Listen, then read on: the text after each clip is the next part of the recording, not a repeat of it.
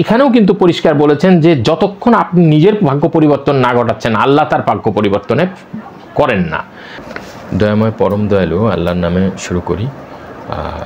আল্লাহর নিকট আশ্রয় চাই শয়তানের যাবতীয় কুমন্ত্রণা থেকে এবং তাদের উপস্থিতি হতে। তো আজকে আমি বলেছিলাম যে তাকদীরের ভালো মন্দ বিষয়ে একটু আলোচনা করব।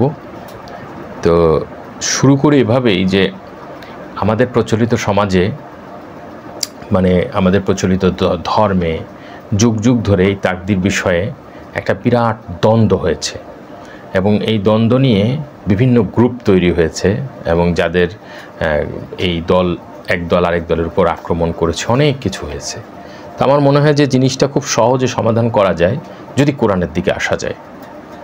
তো একদল বলছে যে ভাগ্য সব কিছু পূর্ব নির্ধারিত এবং একটা হাদিস আনা হয় ব্যাপারে যে একজন মানুষ অসৎ কাজ করতে করতে জাহান্নাম এবং তার মাঝে এক হাত দূরত্ব থাকে, এমতো অবস্থায় তার ভাগ্য সামনে আসে, সে ভালো কাজ করে মৃত্যুবরণ করে এবং জান্নাতে যায়। তো এছাড়াও আরও কিছু হাদিস আছে যেগুলোকে দ্বারা এইটাকে সমর্থন করে যে ভাগ্য পূর্ব নির্ধারিত, অর্থাৎ আল্লাহ যে হাদিসে কুদসি নামে কিছু হাদিস আছে যেখানে বলা হচ্ছে যে আল্লাহ মানুষকে আদমকে সৃষ্টি করলেন, তার পিঠে হাত বুলিয়ে দিলেন, সেখান থেকে ডান হাতে একদল গেল তারা জান্নাতে যাবে, বাম হাতে একদল গেল তারা জাহান্নামে যাবে। এরকম বিভিন্ন ধরনের হাদিস আছে যেগুলোর কোনো ভিত্তি আমরা পাইনি। এখন আসলে বিষয়টা কি? মানুষের ভাগ্যই কি সব, নাকি মানুষের চেষ্টাই সব, নাকি বিষয়টা কি? তো এই বিষয়ে আয়াত আছে। আমি যখন এক জায়গায় করলাম তখন যে জিনিসটা দেখলাম সেটা হচ্ছে যে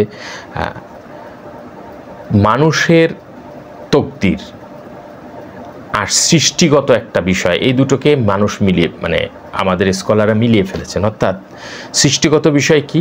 যেমন পৃথিবী সৃষ্টি করা হয়েছে, এর একটা বিনাশ আছে, এর একটা ডেট অফ এক্সপায়ার আছে। এটা কার কাছে আছে? আল্লাহর কাছে আছে। এটা লাউহে মাহফুজে লিখিত আছে। এই বিষয়টা কি আল্লাহ যখন বলেছেন মানুষজন এটাকে প্রত্যেকের বিষয় নিয়ে গেছেন, ব্যক্তির বিষয় নিয়ে গেছেন? না, বিষয়টা হচ্ছে পৃথিবীর সৃষ্টি সংক্রান্ত বিষয়ে যখন বলা হয়েছে, বা পৃথিবীর যেহেতু আল্লাহ বলেছেন আমি পরিমিত, আমি আয়াতটাই চলে যাই, না হলে আসলে এভাবে বললে হবে না। 54 নম্বর সূরা কামার এর 49 নম্বর আয়াত দেখেন। এই একই ধরনের আয়াত অনেক জায়গায় এসেছে যেখানে আল্লাহ বলেছেন আমি প্রত্যেক কিছু সৃষ্টি করেছি নির্ধারিত পরিমাপে,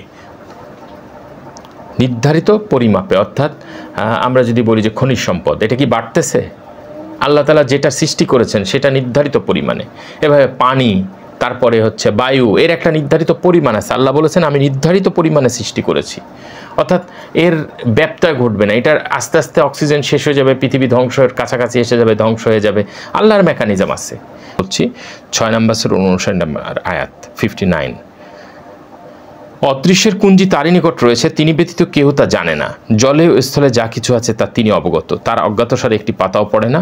মৃত্তিকার অন্ধকারে এমন কোনো শস্যকণা অঙ্কুরিত হয় না, অথবা রসযুক্ত কিংবা শুষ্ক এমন কোনো বস্তুই নাই যা সুস্পষ্ট কিতাবে নাই। এই আয়াতটিকে তকদির পূর্ব নির্ধারিত এরকম একটা বিষয় আনা হয়েছে, কিন্তু এখানে দেখেন কতগুলো বিষয়। অদৃশ্যের কুঞ্জি তারই নিকট রয়েছে, মানে এর আগের আয়াতে যদি আমরা যাই, আল্লাহ রসুলকে বলতে বলা হচ্ছে বলো তোমরা যা সত্য চাইতেছ, মানে তাড়াতাড়ি চাচ্ছ, তা যদি আমার নিকট থাকতো তবে আমার ও তোমাদের মধ্যকার ব্যাপারে তো ফয়সালা হয়েই যাইতো এবং আল্লাহ জালিমদের বিষয়ে সবিশেষ অবহিত। রসুলকে যখন তার সঙ্গী সাথীরা হয়তো চাপ দিচ্ছেন এমত অবস্থায়, তো আল্লাহ বলছেন যে তোমরা যা তাড়াতাড়ি চাচ্ছ, হয়তো বিজয় চাচ্ছ বা কোনো একটা অর্জন চাচ্ছ, সেটা যদি আমার নিকট থাকতো, আমি রসুল আমার নিকট থাকতো, তাহলে তো আমি এটা দিয়ে অনেক আগেই ফয়সালা করে দিতাম। তারপর বলা হচ্ছে অদৃশ্যের কুঞ্জি তার হাতে, মানে ভবিষ্যতে কি হবে না হবে এর কুঞ্জি তার হাতে, তিনি ব্যতীত অন্য কেউ তা জানে না। জলে স্থলে যা কিছু আছে তা তিনি অবগত। এরপরে বলা হচ্ছে তার অজ্ঞাতসারে একটি পাতাও পড়ে না, অর্থাৎ পৃথিবীর যাবতীয় বিষয়ের জ্ঞান তার আছে। তার মানে কি একটা পাতা পড়ার আগে আল্লাহর হুকুম নিয়ে পড়বে না ইত্যাদি ইত্যাদি, এটা না। আল্লাহর একটা সিস্টেম আছে। এই যে আল্লাহর পুরো পৃথিবীর একটা প্রক্রিয়া আছে, সেই প্রক্রিয়ায় প্রতিটা কাজ হচ্ছে, এটাকে বলা হয় সুন্নাতুল্লাহ, আল্লাহর সিস্টেম, সুন্নত। তো সেই হিসেবে উনি আল্লাহ তাআলা এই কথা বলছেন, কিন্তু এটাকে আমরা নিয়ে গেছি যে আমাদের তকদিরে যা কিছু হয় তা হলো পূর্ব নির্ধারিত। তো আসেন এই ব্যাপারে আল্লাহ তাআলা কোরআনে কি বলেছেন, কোথায় কি বলেছেন সেগুলো দেখে আসি। 53 নম্বর সূরা 39।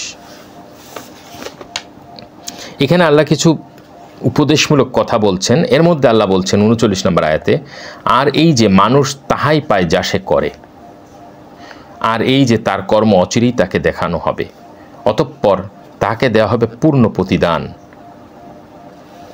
তাহলে কি হলো, যে মানুষ যা করে তাই সে পায়, তাই না? আল্লাহ বলছেন, কে বলছেন? আল্লাহ, যে মানুষ যা করবে তাই সে পায়। এখানে আল্লাহ কিন্তু দায় নেননি যে আল্লাহ দায়িত্ব নিয়েছেন যে মানুষের এটা হয়ে যাবে বা কিছু। তারপরে দেখেন 42 নম্বর সূরা 30 নম্বর আয়াতে বলা হচ্ছে, তোমাদের যে বিপদ আপদ ঘটে তা তো তোমাদের কৃতকর্মেরই ফল, এবং তোমাদের অনেক অপরাধ তো তিনি ক্ষমা করে দেন। তাহলে আমাদের যে বিপদ আপদ ঘটে তা কি? আমাদের কৃতকর্মের ফল, এবং অনেক অপরাধ আল্লাহ ক্ষমা করে দেন। এরপর সূরা রুম 30 নম্বর সূরার 41 নম্বর আয়াত, মানুষের কৃতকর্মের দরুন স্থলে ও সমুদ্রে বিপর্যয় ছড়িয়ে পড়ে, যার ফলে উহাদিগকে উহাদের কোনো কোনো কর্মের শাস্তি তিনি আস্বাদন করেন, যাতে উহারা ফিরিয়ে আসে। দেখেন মানুষের কৃতকর্ম অর্থাৎ কাজকর্ম, এই কাজের দরুন কি হয়? জলে এবং স্থলে বিপর্যয় ছড়িয়ে পড়ে, অর্থাৎ শাস্তি, আযাব আসে। যেমন সুনামির মতো আযাব এসেছে, তারপরে স্থলভাগে ভূমিকম্পের মতো আযাব এসেছে, বিভিন্ন ধরনের ঝড় বৃষ্টি হয়েছে। এটা বলতেছে কি, যে উহাদের কোনো কোনো কর্মের শাস্তি, কোনো কোনো কর্ম মানে আপনি প্রকৃতির ব্যালেন্স নষ্ট করতেছেন, এটাও তার একটা কুকর্ম। আল্লাহ তাআলা নদী দিয়েছেন, সেই নদীর গতিপথ আমরা পরিবর্তন করে ফেলছি, নদীতে বাদ দিয়ে ফেলছি, এরকম নানান ধরনের সমস্যা আমরা করছি, ফলে বিপর্যয় ছড়িয়ে পড়ে আল্লাহ তাআলা বলছেন। এবং এটা মানুষের কৃতকর্মের দরুন হয়, অর্থাৎ আমাদের কাজের অন্যায়ের ফলে আমরা এ সমস্ত শাস্তির শিকার হই। তার মানে কি, আমাদের কর্ম আমাদের ফল। সূরা ফাতির 35 নম্বর সূরার 11 নম্বর আয়াতে আল্লাহ বলছেন, আল্লাহ তোমাদিগকে সৃষ্টি করেছেন মৃত্তিকা হতে, অতঃপর শুক্রবিন্দু হতে, অতঃপর তোমাদিগকে করেছে যুগল। আল্লাহর অজ্ঞাতসারে কোনো নারী গর্ভধারণ করে না, প্রসবও করে না। কোনো দীর্ঘায়ু ব্যক্তির আয়ু বৃদ্ধি করা হয় না এবং তার আয়ু হ্রাস করা হয় না, কিন্তু তা তো রয়েছে কিতাবে, ইহা আল্লাহর জন্য সহজ। এই আয়াতটি যথেষ্ট গুরুত্ব রাখে আমাদের টোটাল বোঝার ব্যাপারে। তো এখানে যদি খুব সহজভাবে একটা জিনিস বলা যায় যে এইটা কি, হায়াত মউত। অন্যত্র আল্লাহ বলেছেন, সে কোথায় যে মৃত্যুবরণ করবে, আগামীকাল সে কি উপার্জন করবে, এটা সে জানে না এক্স্যাক্টলি।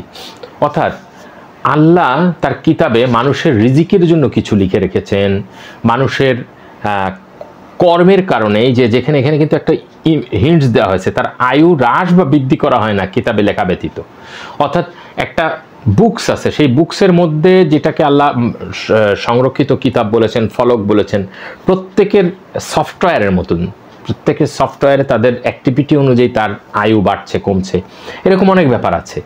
কিন্তু আমাদের কথা ছিল যে জান্নাত জাহান্নামে যাওয়ার ব্যাপারটা, হায়াত মৌত রিজিক দৌলত, এই জিনিসগুলো মানুষের চেষ্টা এবং আল্লাহর রহমত, মানুষের দোয়া, মানুষের ভালোবাসা, আবার শয়তানের পক্ষ থেকেও গ্রহণ করা হয়। তার পক্ষেও কোরআনের আয়াত আছে যে শয়তান এবং তার দলবল তাদেরকে বলে যে তোমরা মানুষের ধন সম্পদে অংশীদার হও। এখন কালীর উপাসনা করা, বা একজন মুসলিম হয়ে অনেকে কালীর উপাসনা করে সম্পদের জন্য, অর্থের জন্য, এরকম অনেক। কিন্তু রিজিক দৌলতের জন্য দুই রকম, একটা হচ্ছে আল্লাহর মাধ্যমে পাওয়া, আর একটা হচ্ছে শয়তানের বা জিনের মাধ্যমে পাওয়া, হ্যাঁ, ব্ল্যাক ম্যাজিকের মাধ্যমে পাওয়া। তো এই পদ্ধতিতে মানুষের রিজিক কমবে বাড়বে, হায়াত মৌতের সময় বাড়বে কমবে, এইটা একটা বিষয়। এটা নিয়ে কোরআনে পরিষ্কার বলা আছে, এটা নিয়ে কিন্তু সমস্যা না। সমস্যাটা কোথায়? যদি আপনি বিশ্বাস করেন যে তকদিরের ভালো মন্দ আল্লাহ কর্তৃক নির্ধারিত, তার মানে হচ্ছে আমি জান্নাতে যাব না জাহান্নামে যাব, এটা প্রিডিসাইডেড। এইখানেই হচ্ছে আমার প্রশ্ন, বা কোরআন যারা মানেন তাদেরও প্রশ্ন, যে এইখানেই আমাদের কথা যে না, কৃতকর্মের ফল আপনি পাবেন, এবং কেউ কারোর কৃতকর্মের ফল বহন করবে না, অর্থাৎ কর্ম অনুযায়ী ফল। যেমন আল্লাহ আপনার জন্য হয়তো একটা অ্যালোকেশন রেখেছেন, প্রত্যেক মানুষের জন্মের সময় তার কিছু অ্যালোকেশন থাকে, তার রিজিক।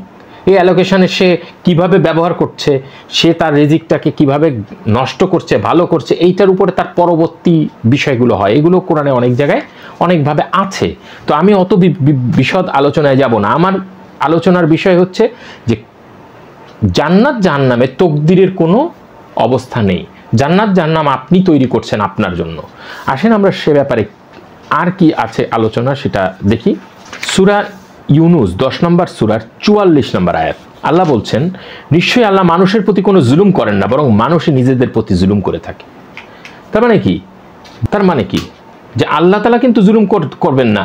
তার মানে আমরা যদি বলি যে না জান্নাত জাহান্নাম পূর্ব নির্ধারিত, তাহলে তো জুলুম হয়ে গেল। যদি বলি যে এই পৃথিবীতে যত ধর্ম আছে বর্তমানে বিদ্যমান, সকল ধর্মের সকল মানুষ, তাহলে তারা কি অপরাধ করেছে একজন হিন্দুর ঘরে বা একজন খ্রিস্টিয়ানের ঘরে জন্ম লাভ করে? মূল বিষয়টা কিন্তু এখানে না। মূল বিষয়টা হচ্ছে আপনার প্রচেষ্টা।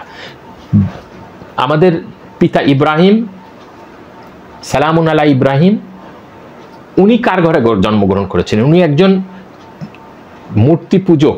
শুধু মূর্তি পূজক না, যিনি কিনা একজন ওই জামানার একজন বড় পুরোহিত, যার নেতৃত্বে মূর্তি পূজা হয়, সেই পুরোহিতের ঘরে জন্মগ্রহণ করে তিনি কিন্তু সার্চ করেছেন, কে আমার প্রতিপালক, কে সৃষ্টি করলো, আসলে কি মূর্তিগুলো পারে। উনি টেস্ট করেছেন। আমরা যে পট করে মূর্তি ভেঙে দিই, নট দ্যাট। উনি একটা টেস্ট করেছিলেন যে আসলে ওনার ওই সময় আজ থেকে হয়তো 4-5 হাজার বছর আগে বা তারও বেশি আগে উনি টেস্ট করেছেন যে কি হচ্ছে, এই মূর্তিগুলোর যদি ক্ষমতা থাকে তাহলে তো আমি আর্ট করলে ওনারা ব্যথা পাবে। তো উনি এইটার মানে এই না যে মুসলমানরা যে মূর্তি ভাঙবে, এইটার নির্দেশ আল্লাহ কোথাও দেয়নি। তো ঠিক একইভাবে উনি যে জিনিসগুলো চিন্তা করলেন, দেখলেন, বুঝলেন, এরপর উনি ডিসিশন নিলেন, না আসলে সৃষ্টিকর্তা তিনি, যিনি সব কিছুকে মেনটেন করেন, যিনি যার নির্দেশে সব কিছু হয়। হ্যাঁ, যত বড় বড় ঘটনা যার নির্দেশে হয়। তো এখানে কিন্তু আল্লাহ বলছেন যে আমি তো কারোর প্রতি জুলুম করি না। আল্লাহ জুলুম করেন না, আমরা জুলুম করি। কারণ আমরা আমাদের এত সুন্দর একটা মানব দেহ পাওয়ার পর, এত সুন্দর একটা পৃথিবী পাওয়ার পর এখানে আমরা অনাচার অজাচার করে যাচ্ছি। রাত 13 নম্বর সূরা 11 নম্বর আয়াত। মানুষের জন্য তার সম্মুখে ও পশ্চাতে একের পর এক প্রহরী থাকে, ওরা আল্লাহর আদেশে তার রক্ষণাবেক্ষণ করে, এবং আল্লাহ কোনো সম্প্রদায়ের অবস্থা পরিবর্তন করেন না যতক্ষণ না উহারা নিজ অবস্থা নিজে পরিবর্তন করে। একদম পুরা গোষ্ঠীকে বলেছে, সম্প্রদায়। কোনো সম্প্রদায়ের অবস্থান পরিবর্তন হয় না যতক্ষণ না নিজেরা সেটা চেষ্টা করবে। আমরা সারাদিন মোনাজাত করলে কিন্তু পরিবর্তন হবে না, আপনাকে চেষ্টা করতে হবে, অন্যায় থেকে বিরত থাকার চেষ্টা করতে হবে, মাপে কম দেয়া থেকে বিরত থাকতে হবে। না হলে জাতির ভাগ্য পরিবর্তন হবে না। একজন আরেকজনকে ঠকাবে আর জাতির উন্নত হবে না, কোনোদিন বরকত হবে না। তো এই বিষয়টা হচ্ছে যে আল্লাহ তাআলা এখানেও কিন্তু পরিষ্কার বলেছেন যে যতক্ষণ আপনি নিজের ভাগ্য পরিবর্তন না ঘটাচ্ছেন, আল্লাহ তার ভাগ্য পরিবর্তনে করেন না। আমার ভিডিও বড় হয়ে যাচ্ছে বলে আলোচনা আমি বাড়াচ্ছি না। 67 নম্বর সূরার 2 নম্বর আয়াতটা দেখে আসি। আল্লাযী খালাকাল মাউতা ওয়াল হায়াতা লিয়াবলুয়াকুম আইয়ুকুম আহসানু আমালা ওয়া হুয়াল আজিজুল গফুর।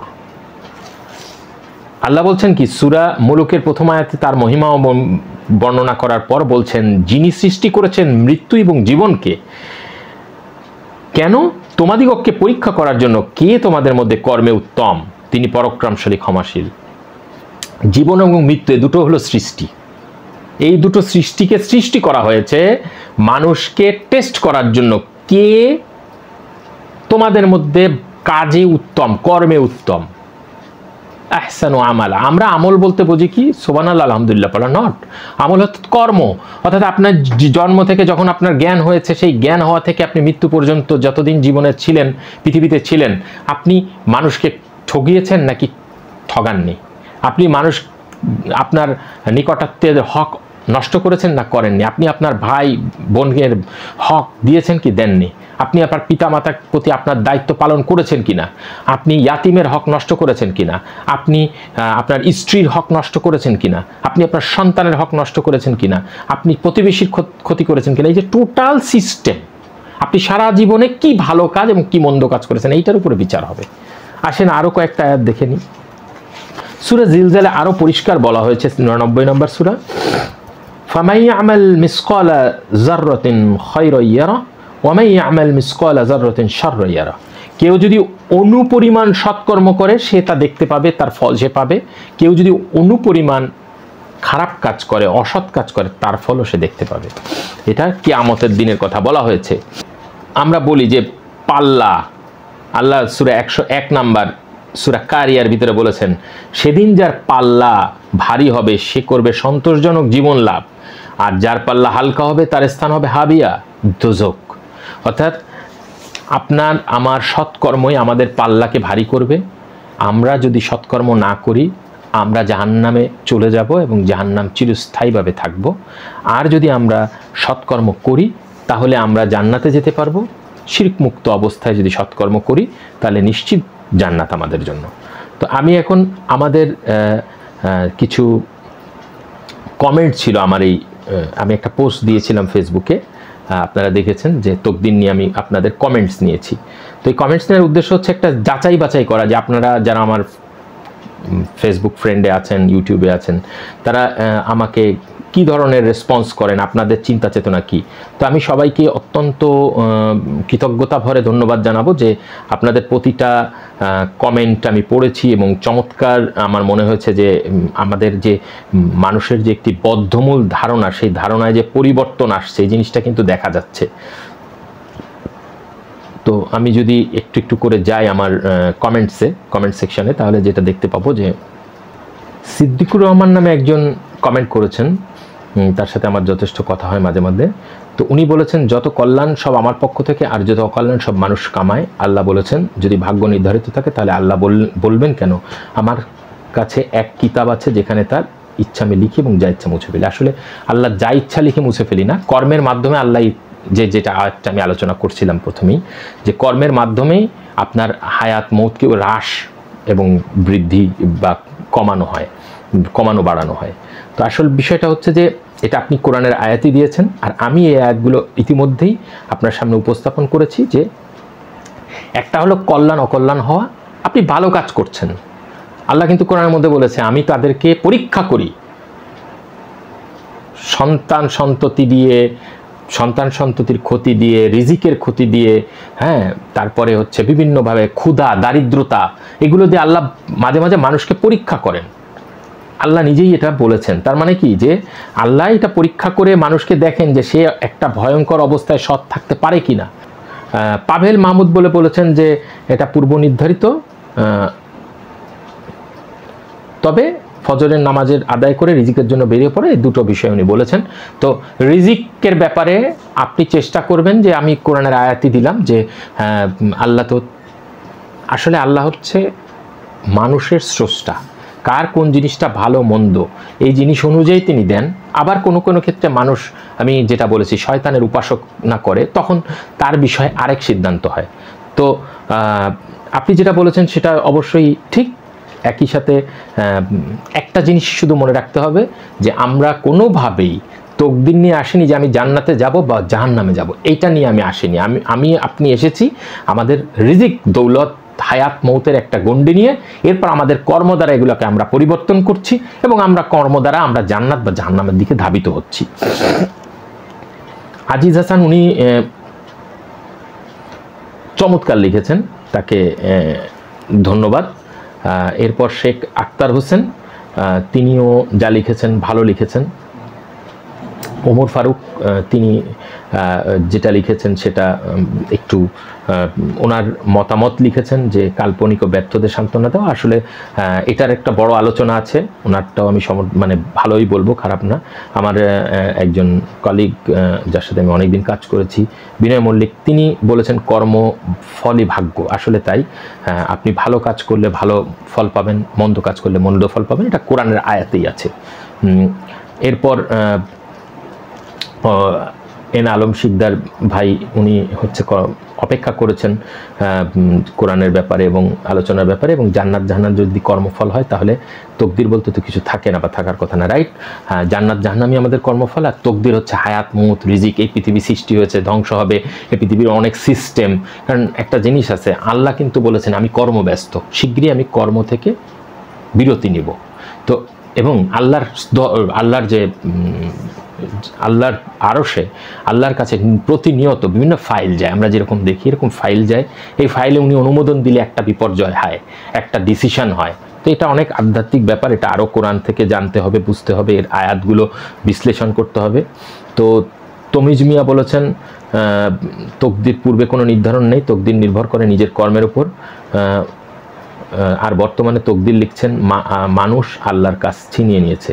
তো উনি ওনার মতামত দিয়েছেন চমৎকার। সায়েম আহমেদ বলেছেন এই যে পুরো বিষয়টা আমরা আলোচনা করলাম, উনি সেরকমই একটা কথা বলেছেন যে ভাগ্যদা তকদির হচ্ছে এই যে সিস্টেমটা।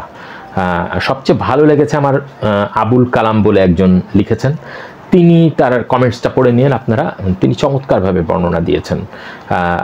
আর আবদুল্লাল মামুন উনি বলেছেন যে এমন কথা বিশ্বাস করা মানে নিজেকে নিষ্ক্রিয় করে রাখা আর আল্লাহর অনির্দিষ্টকাল দোষারোপ করা। রাইট। আব্বাস উদ্দিন মরমী শিল্পী, তিনি তার একটা গানে বলেছিলেন যে পুতুল নাচ দিয়ে যেমনি নাচাও তেমনি নাচে, পুতুলের কি দোষ। তো আসলেই আমরা যদি সবই আল্লাহ তাআলার হাতে থাকে তাহলে আমাদের কোনো দোষ নেই, আমরা কিয়ামতের দিন দোষী হতে পারবো না, আল্লাহকেই দোষ দিতে হবে। বাট নাউজুবিল্লাহ, বাট এটা একটা ভুল থট। কখনোই আমাদের কর্মের জন্য কেউ দায়ী না, আমাদের কর্মের জন্য আমরাই দায়ী এবং আমাদের কর্ম ফল আমাদের কাছে। সুতরাং আমরা এটাই বিশ্বাস করব, আমরা অন্যের হক নষ্ট করব না, আমাদের কর্ম করলে ভালো করব, যেন কিয়ামতের দিন আমরা সন্তোষজনক জীবন লাভ করতে পারি। সালামুন আলাইকুম।